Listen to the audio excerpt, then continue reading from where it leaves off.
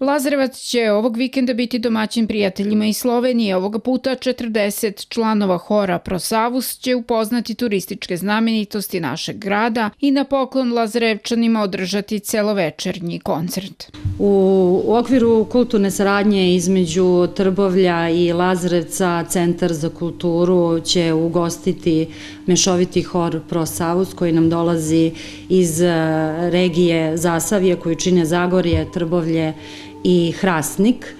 Hor čini 40 pevača. Ono što ćemo moći da vidimo to je vezano za sutrašnji dan, to jest subota 29. septembar u Centru za kulturu u 19 časova. Što se programa tiče, oni će izvoditi dela slovenačkih kompozitora, takođe dela Mokranjca, zatim Geršvina i nešto modernijeg zvuka kao što znamo poznata grupa Coldplay.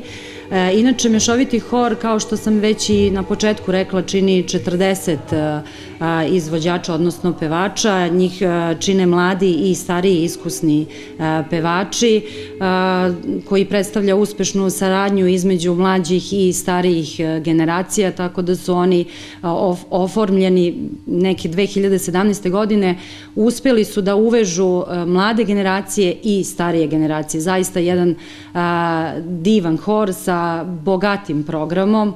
Kao što ste i sami mogli da čujete, raznovrsna muzika, odnosno raznovrsne muzičke kompozicije su na repertoaru.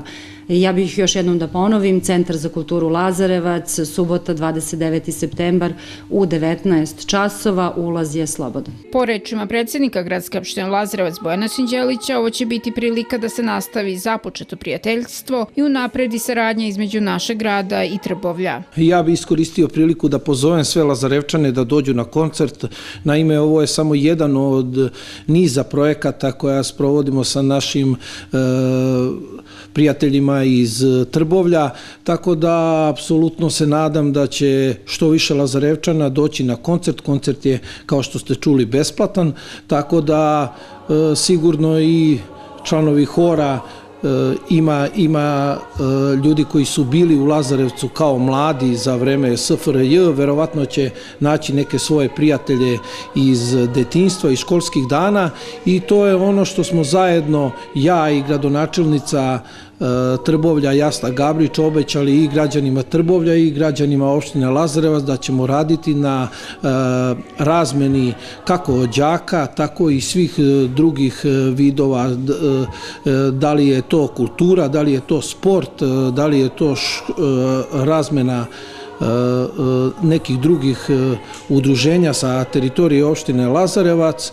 i kao što ste videli ove godine nekoliko puta su naša udruženja bila u Sloveniji. Evo sada jedan hor dolazi ovde kod nas u Centar za kulturu i to je nešto što će svakako koristiti i građanima opštine Lazarevac i svakako građanima opštine Trbovlja.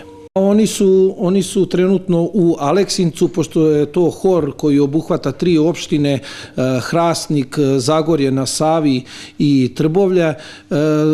Ja mislim da je Hrastnik zbratimljen sa opštinom Aleksinac, oni se trenutno nalaze u opštini Aleksinac, sutra će doći ovde kod nas, zajedno sa nama će provesti dan obilazeći kulturne znamenitosti Lazarevca, a posle toga imaju generalnu probu i imaju naravno uveče koncert i preko sutra se naravno vraćaju u Sloveniju.